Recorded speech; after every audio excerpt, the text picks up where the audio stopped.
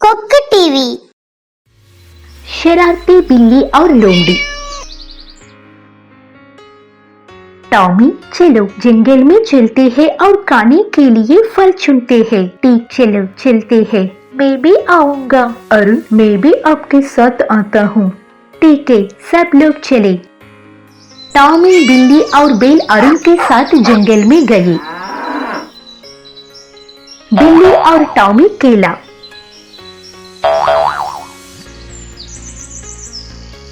इस पेड़ में बहुत सारे फल है, लेकिन कैसे चुने? मुझे नहीं पता कि पेड़ पर कैसे चढ़ना है। पेड़ लंबा है, मैं फल नहीं चुन सकता। मैं पेड़ पर चढ़ूंगा और हमारे लिए फल चुनूंगा। बिल्ली पेड़ पर चढ़ गई और ढेर सारे फल तोड़ लिए। सभी ने फल खाया। तभी एक लोमड़ी वहाँ फल खाने आई। इस बिल्ली का स्वाद फल से बेहतर होता है। लोमड़ी बिल्ली पर झपट पड़ी। बिल्ली लोमड़ी से डर गई और पेड़ पर चढ़ गई। यह देख बेल ने लोमड़ी को लात मार दी। लोमड़ी भी भागी। इस कहानी से हम क्या सीखते हैं? लोमड़ी के विपरीत इसका मतलब है कि हमें जो मिला है उसमें खुश रहना है। बेबी हाथी और तोता। एक जंगल में हाथी और एक छोटा हाथी घूम रहा था। हाथी का बच्चा नहाकर तालाब में खेलने लगा। एक तोते ने अंडे देने के लिए पास के पेड़ में घोंसला बनाया था। फिर तेज हवा चली। तोते का घोंसला तालाब में गिर गया। हाथी के बच्चे ने घोंसला फेंका और खेला। हाथी का बच्चा, जो मेरा घोंसला है, इसे लेकर पेड़ पर लगाइए। क्यों? यह तुम्हारी जरूरत है? हाथी के बच्चे घोंसला तोते को नहीं दिया गया था। घोंसला पानी में डूबा हुआ था। तोता भी उदास होकर उठ गया। हाथियों का झुंड वहां से चला गया।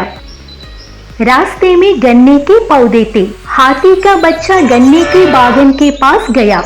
अन्य हाथी बच्चे हाथी को देखे बिना ही बहुत दूर चले गए। गन्ना स्वादिष्ट है, हम सब कुछ खा लेंगे। तभी माली आ गया। उसे देखकर हाथी का बच्चा डर गया और भाग गया। तुम कहाँ हो माँ और पिताजी? मुझे रास्ता नहीं पता, मैं क्या करूँगा? हाथी का बच्चा उत्सुकता से इधर उधर भागा। तभी वहां एक तोता उड़ गया। हाथी का बच्चा, आप चिंतित क्यों दिख रहे हैं? मेरी माँ और पिताजी को याद किया गया था। मैं उनके साथ जाना चाहता हूँ। मुझे पता है कि तुम्हारी माँ और पिताजी कहाँ हैं। मेरे पीछे आओ। ठीक है, मैं आ जाऊंगा। हाथी का बच्चा तोते का पीछा करता था। कुछ ही दूरी पर हाथी थे। हाथी का बच्चा खुशी खुशी उनके पास गया। माँ, यह तोता मुझे अपने साथ ले आया। आपने तोते को घोंसला दिए बिना ही उसे डुबो दिया, लेकिन तोते ने आपकी मदद की है। इसी तरह आपको दूसरों की मदद करनी चाहिए। ठीक है माँ, मैं ऐसा ही करूँगा। डिजिटल चोर। सुंदर अपना काम पूरा करके अपने घर लौट रहा था। तभी उसे वहां एक पेड़ से तेज आवाज सुनाई दी। सुंदर ने पहले कभी उस तरह की आवाज को नहीं सुना था। वो डर कर भाग गया। भाई, मुझे लगता है कि हमारे गांव के पास वाले पेड़ पे एक भूत रहता है। जब मैं कल रात को घर लौट रहा था, तभी मुझे उस पेड़ से तेज आवाज सुनाई दी। सुंदर, उस पेड़ में कोई भूत नहीं होगा। चलो कल रात वहां जाकर देखते हैं। अगले दिन सुशीला सब्जियां खरीद के लौट रही थी कि तभी उसे उस पेड़ से बहुत तेज शोर सुनाई दी और आकाशीय बिजली दिखाई दी। जब सुशीला ने यह देखा तो वो डर के मारे घर भाग गई। शिवा अपने खेत में पानी देने के लिए पानी लेके उस पेड़ के पास से गुजर रहा था। तभी उसे पेड़ से तेज आवाज आने लगी। अगर तुम मेरे पास आओगे तो मैं तुम्हें खा जाऊंगा। तुम मुझे क्यों खाना चाहते हो? मैं अपने पीछे वाले घर पर पहरा दे रहा हूँ। इस घर में भूत है। मैं उन लोगों को खाऊंगा जो मेरी आज्ञा का पालन नहीं करेंगे। तुम मुझे कुछ भी नहीं कर सकते। शिवा ने उस पेड़ को चुनौती दी और उस पेड़ की तरफ जाने लगा। तभी वहाँ से बहुत शोर और प्रकाश आई। यह देखकर शिवा भयभीत होकर गांव की तरफ भाग गया। गांव में हर कोई मानता था कि उस पेड़ में एक राक्षस था और उसके पास वाले घर में एक भूत था। गांव वाले सब उस पेड़ के पास से जाने से डरते थे। तभी जगन ने गांव वालों का बातचीत सुना।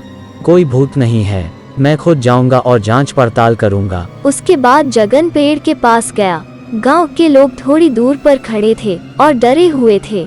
फिर पेड़ जोर से हिलने लगा, तेज आवाज भी आने लगी और बिजली की तरह रोशनी निकलने लगी।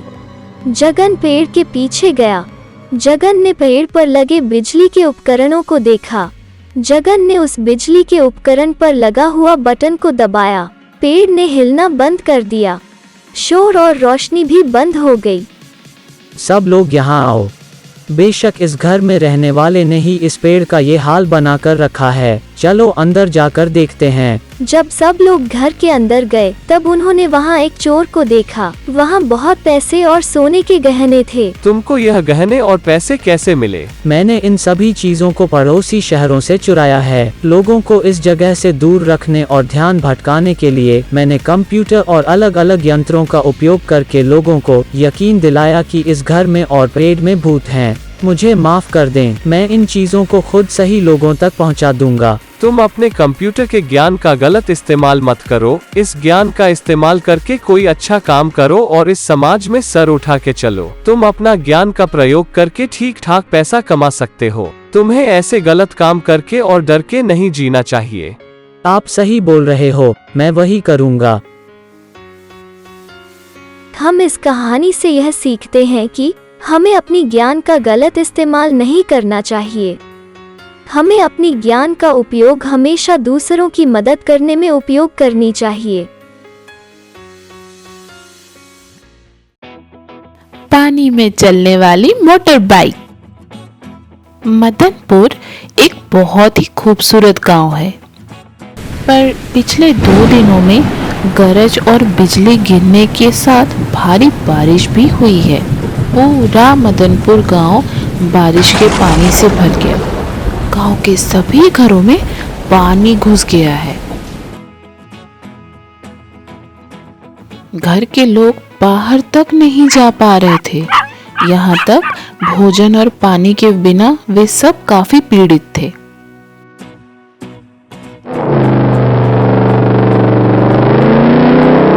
तब सुरेश ने देखा बारिश की बाढ़ से यहाँ के तमाम लोग जूझ रहे हैं। मुझे उनकी मदद करनी चाहिए। ऐसा सोचकर सुरेश ने अपनी मोटर बाइक को पानी के ऊपर जाने के लिए डिजाइन किया। मोटर बाइक की नाव पानी में चल पड़ी। वो पानी पर मोटर बाइक की नाव चलाता और फिर घर घर जाके लोगों को पानी और खाने पीने का सामान देता। उसने पानी में फंसी भेड़, गाय, कुत्ते, मुर्गी इन सब को भी वहां से निकाला और नाव पर लाद दिया। फिर उन्हें वो पहाड़ी इलाकों में ले गया। भैया, आपने बारिश की बाढ़ में फंसे लोगों को बचा लिया। आपने उन्हें वो मदद भी दी जिसकी उन्हें जरूरत थी। बहुत बहुत धन्यवाद। आप कौन हैं? महोदय, कुछ दिनों तक तो मैं चोर था, मुझे उसके लिए क्षमा करें। पर अब मैंने अपना दिमाग लगाया और कुछ कंप्यूटर के ज्ञान का उपयोग करके ये मोटर बाइक बनाई है। मेरा मतलब है मोटर बाइक वाली नाव। अब मैं उम्मीद करता हूँ कि मैं ऐसे ही अच्छे कर्म करूँगा आगे। हाँ, आप अच्छी तरह बदल गए हैं। बिल्कुल महोदय, मैं अब पड़ोस के शहर में काम कर रहा हूँ। मैंने अपनी मोटर बाइक को पानी पर जाने के लिए डिजाइन भी किया था। इसी से ही मैं लोगों को बाढ़ से बचा सका। तो बच्चों, इस कहानी से हम ये सीखते हैं कि यदि अवसर का सही इस्तेमाल किया जाए तो एक अपराधी भी अच्छा जीवन जी सकता है और कठिन परिस्थितियों में लोगों की मदद भी कर सकता है। जरूरी नहीं कि उसे हर हमेशा सजा देके ही बदला जाए। हाथी और उनके दोस्त। हाथी आमतौर पर जंगल के एक तालाब में पानी पीने जाते थे। तालाब के कछुए, केकड़े और मेंढक हाथियों के अनुकूल थे। दोस्तों, इस तालाब में पानी कम हो गया है तो हम दूसरे तालाब में जाएंगे। हम यहाँ फिर नहीं आएंगे। पानी कम होने पर हम यहाँ जीवित नहीं रख सकते, तो हमें भी दूसरे तालाब में ले चलो। ठीक है, ले चलेंगे। हम पर चढ़ो, हम वहीं गिरेंगे। हाथियों पर मेंढक, कछुए और केकड़े चढ़ गए। हाथी बल, हमें भी तालाब में ले चलो। आप कहाँ जा रहे हैं? मछली, अगर तुम पानी छोड़ दो और हमारी तरफ बाहर आओ तो तुम सब मर जाओगे। हाथी तुम्हें नहीं ले जा सकते। हे भगवान, यहाँ रहकर हमें मरना ही है। मछली, चिंता मत करो, हम आप सभी को सुरक्षित ले जाएंगे। हम मछली को अपने साथ कैसे ले जा सकते हैं? हाथी ने छोटी मछलियों को अपनी सूंड में पानी के साथ छीन लिया। अन्य हाथियों ने भी ऐसा ही किया। फिर हाथी दूसरे तालाब में चले गए।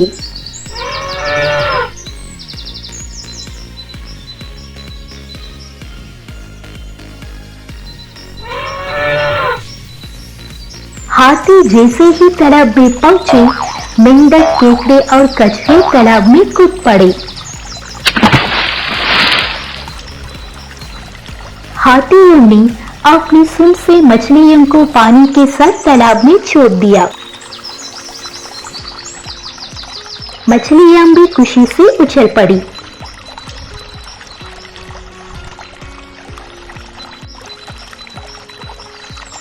हाथियों ने जो मदद की है उसे हम कभी नहीं भूलेंगे। इस कहानी से हमें जो सीख मिलती है वह यह है कि हमें हाथियों की तरह दूसरों की मदद करनी चाहिए, न कि संकट के समय में सिर्फ खुद की नहीं। जादुई बर्तन। रामू एक किसान है। उसके पास एक छोटा सा खेत था और वह अपने खेत में फल और सब्जियां उगाता था। फिर उसने गांव के लोगों को फल और सब्जियां बेची। एक दिन उसने पेड़ से फल लूट लिया। उस समय पास के गमले में केवल एक फल गिरा। जब रामू इसे लेने के लिए पास गया तो बर्तन फलों से भरा था। उसने आश्चर्य किया।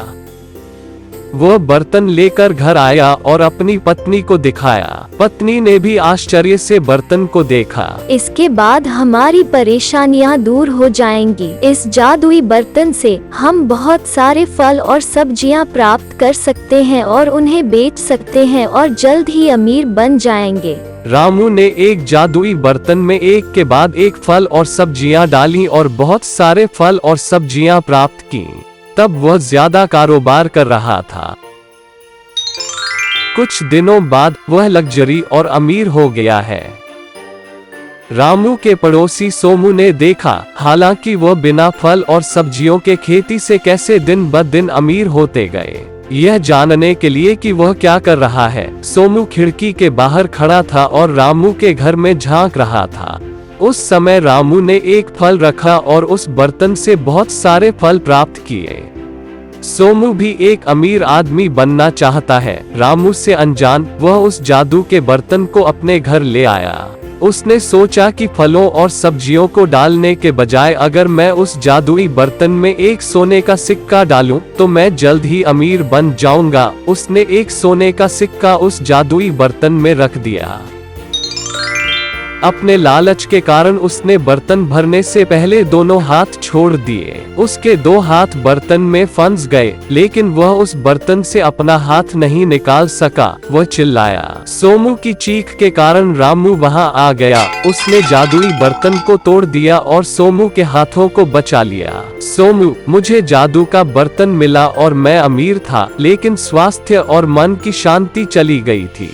इसलिए हम दोनों फिर से खेती कर सकते हैं और खुशी से रह सकते हैं। कहानी की नैतिक मेहनत के बिना हमारे द्वारा अर्जित सभी पैसे लंबे समय में खुश नहीं होंगे।